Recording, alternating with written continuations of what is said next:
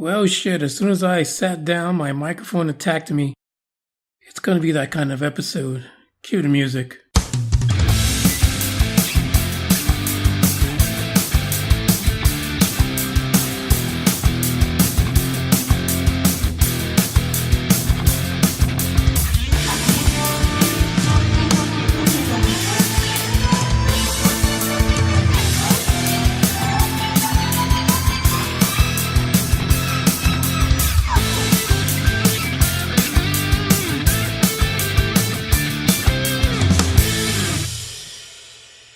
Hey, what's up, gang? This is episode 69, and I am Manny Moonraker.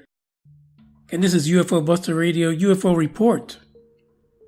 Yesterday, I kind of I want to say it was a shitty job in uploading the message from EBE Ollie from the Petroska girls out in Czech Republic.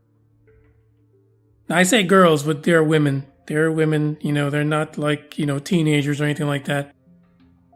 But I uploaded it and I kind of read it, and it's like I'm torn. I'm torn between whether or not I need to decipher the information first before I present it, or I should just present it the way it is. And part of me says just leave it the way it is, so that way you understand that there's a barrier, there's a gap, there's something that they're working through.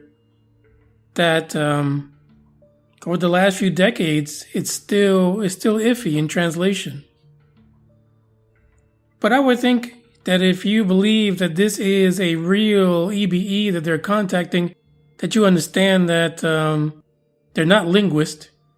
They don't work on the Starship Enterprise. They don't have a universal translator, so two hairdressers from the Czech Republic, translation could be difficult, I'm thinking, but And as a matter of fact, it's not just one language, it's two. Because they sure as hell don't speak the EBE's language, and they for damn sure don't speak the English language too well either. But they're trying their best because they believe in what's happening. Some of you don't.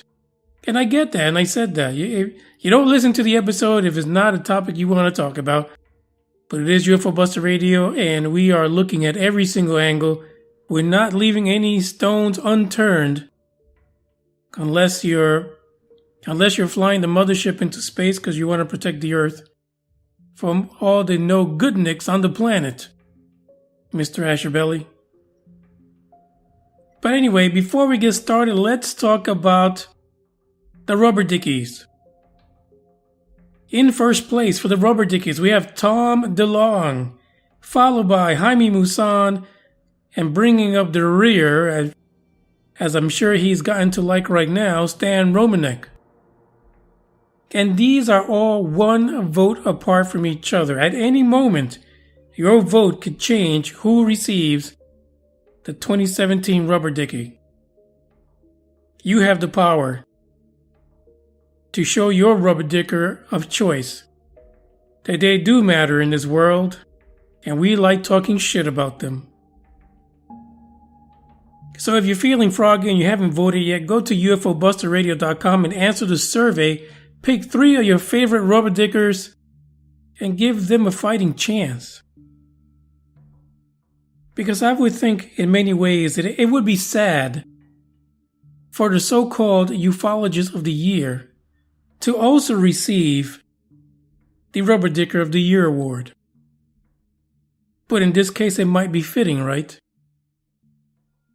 It might be what he deserves. You're listening to UFO Buster Radio, and I have a question for you. Do you like to go fishing, or do you want to learn how to fish? Well, I have the answer for you. Whether you're an avid angler or just starting out, Angling Waters Outdoors is the place to learn and advance your fishing skills. I'll be your guide, Marty Angler. And I'm not just a bass fishing tournament angler, but I also like to fish for other species as well. I'll help guide you through the different methods and baits to help you catch more fish all year long. So catch me at Angling Waters Outdoors here on Spreaker. Now back to UFO Buster Radio and my friend Manny Moonraker. I'm starting to realize that I can actually tell when my voice just isn't working, because you can tell a difference between when I'm just coming in fresh to do the podcast and when I've just visited the gym and I come in to do the podcast, because it's like I have no strength in my voice. You know, you're in there, you're sweating, you're huffing and puffing, and your voice box is like strained from all of that. Or it's a sign that I'm going to be dying soon. I don't know. But whenever I come in from the gym and I come in straight to record the podcast, I barely have the energy to speak into this microphone. Which is probably why when I sat down, it fell on me and tried to kill me.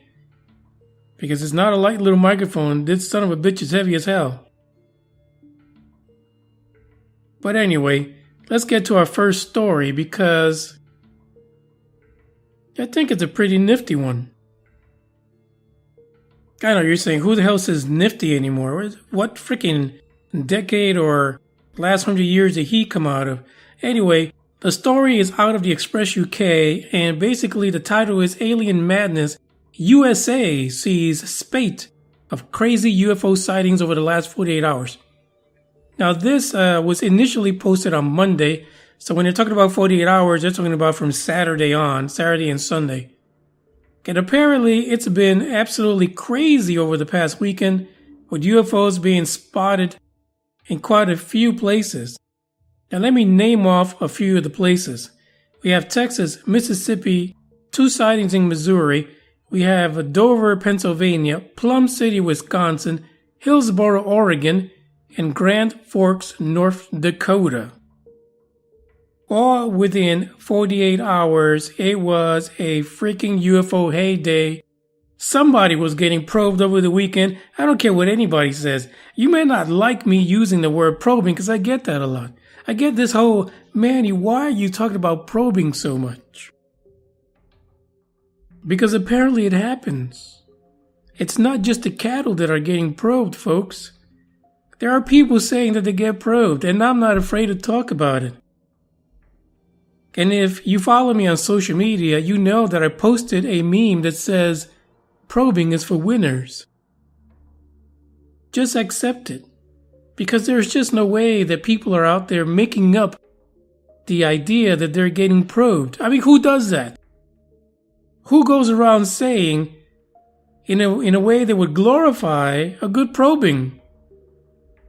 I mean, I know a couple of doctors that might enjoy probing people, but that's part of a medical procedure. But not probing people because they like it. And they're not saying that they receive probing because it's enjoyable. Anyway, let's get back to the story. So apparently all these freaking UFOs were going bananas all over the US, and a lot of these reports came into MUFON. MUFON, incidentally, is in the 4th place, 2 votes behind Stan Romanek. But even though they rubber-dicked us over the summer with their stupid space program initiative, trying to get that information out, we can honestly say that people are still reporting to MUFON. And that's where these reports are coming from. So out of Texas, one of the reports was basically a witness who reported seeing 2 high-speed bright lights. Of course, the man did not report where in Texas he was reporting this from. Early Saturday morning, he looked up in the sky where he saw what looked like to be 2 bright lights in the sky, and they were not flashing. He says they were similar to stars, but just a little brighter.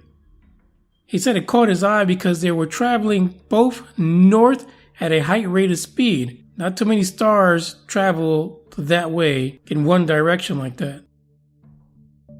He said, however, there was a good distance in between the 2 lights, and they were going at exact same speed, so he really didn't think that this was some kind of a man-made craft or a natural phenomena. But it didn't stop there, because later on we see that in Missouri there was a triangle UFO, or the so-called TR-3B, with a central orange light that was being reported as being trailed by military helicopters over Springfield, Missouri, also on Saturday.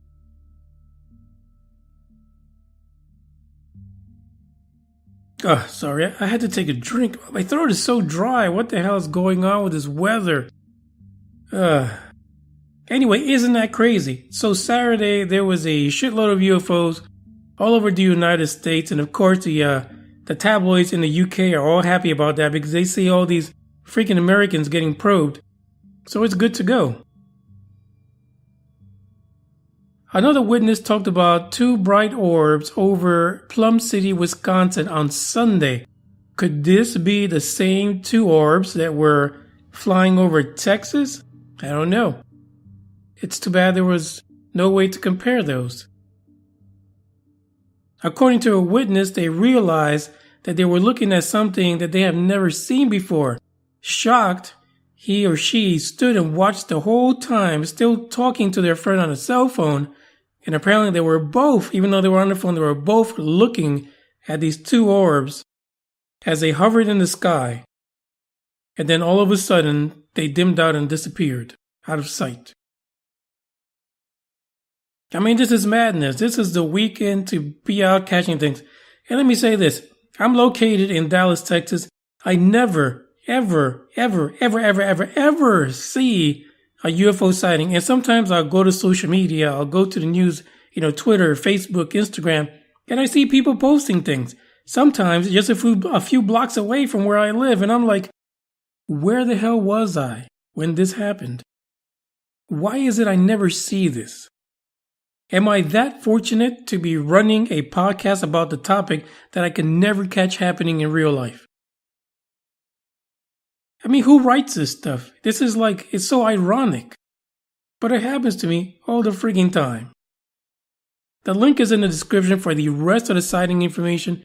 The article includes witness reports because, of course, when you put this stuff into MUFON, you can put in some details. Most of the people do not, because they don't want to be identified. Some of them are gracious enough to upload pictures and videos and so forth. And some people just, pretty dry, drab, no real details. They just want to share what they know with someone. And a lot of times, they'll even put in a request to see if anyone else can confirm that they actually saw what they think they saw. Check it out. How you doing? This is Guido the boss, and I want you to listen to the guys over there at what is that called, huh? UFO Buster Radio. Yeah, that's it. Manny Moonraker and the Big O. Yeah, go to their website. Waste a lot of time. UFOBusterRadio.com. And tell them Guido sent you. Shut up. Okay, so the next one comes from the Daily Mail UK, and this is very fascinating. Basically, the title of this particular article is, Do You Live in an Alien Hotspot? Interactive UFO Sighting Map of America Revealed. Why is it that the UK keeps screwing with us when it comes to UFOs? I don't get it. It says, are we the laughing stock of the world? That Americans continue to be probed and abducted and no one else reports anything like this? It's a damn shame. It really is. So I got the link in the description to the article that's on the the Daily Mail UK. But I also have the link to where you can go directly to the interactive picture. Not only that, there is a website that's called thedataduo.com. And they actually have 2 UFO interactive images that are using data from a website called kaggle.com. And basically, it's 2 different types of maps, and you get to look at you get to compare the 2 and see who represents the data the best. Now, the data is quite lengthy. It's over 60,000 reports. And the reports date back to 1995 all over the US. It's pretty nifty. Here I go again with the damn nifty. It's pretty nice because it pretty much shows you a map of the US and it's interactive. If you click anywhere, you'll get some information out of it. You get sighting information, you get year, the month and day and so forth. You can filter some of the maps by the year that you're looking for. If there's a particular year, you want to look at the year you were born, whether or not people in your neighborhood were probed. I mean, that could be a source of your origin. You never know. You might be from 4.24 and you don't even know it. That's why whenever you go to bed, your tallywhacker glows. I don't know. But anyway, I got the links in there. Check them all out. I've done it myself. Before I even started recording this, I was going through these interactive maps. And once I'm done, I'm heading back there again because they're pretty cool. Now, what's funny is that according to the individuals that looked at the data, they say that the trends for the UFO sightings seem to indicate that they are more popular at nighttime during the summer months, specifically July being the most popular. And that really throws a wrench into a lot of things ufology because, of course, we know in the US we have July the 4th, but you also have the 2 weeks before and the 2 weeks after where people are going nuts, just shooting up fireworks. And a lot of places it's illegal, but they do it anyway. But those are things that people can mistake for UFOs, especially since the freaking holiday, it's 2 weeks away. So, like I was saying, if you click on there, you'll be able to see some sighting information of what was reported. An example of one is an individual that reported a stable bright light larger than any particular shined into his room on a second floor, and it made no noise, and then it disappeared. So you'll see this kind of information when you click on this little thingamabobber interactive map. Another report from September 2nd, 1995 says that two males were leaving a concert in Central Park and they witnessed a strange light close to the eastern horizon, and it moved precisely, turned, and vanished. So, the reports they're not that lengthy, but however, the map is about looking at trending information, looking at what years over what year had more UFOs, and so forth. And really, if you look at this map with all the years, it really seems that the more popular place for UFOs is the northeastern section up there in New York. How weird is that? Because when I lived in New York, I didn't hear anything about UFOs. No one ever talked about UFOs until I moved to the South. So go figure. Anyway, this is UFO Buster Radio. I'm Manny Moonraker, and I thank you for listening. Don't forget to follow me on Instagram, Facebook, and Twitter. The handle on Instagram is @MannyMoonraker. On Twitter is @UFO Buster Radio. You can join the Facebook pages UFO Buster Radio and Manny Moonraker. And last but not least, you can join the people that really talk about the podcast constantly on UBR Truth Seekers, which is the Facebook group. And they're constantly posting stuff out into the group and sharing UFO news and chatting and putting each other down and getting to shouting matches and, your mama this and your dada that. I'm kidding. They don't really get that far. But it could. I can see it happening.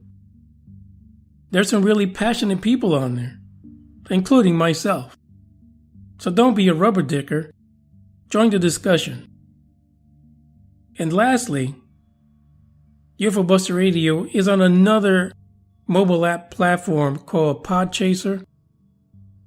So if you can't find us anywhere else and you want to try out a new mobile platform to add to your collection of, apps on your phone, make it even slower, check out Podchaser.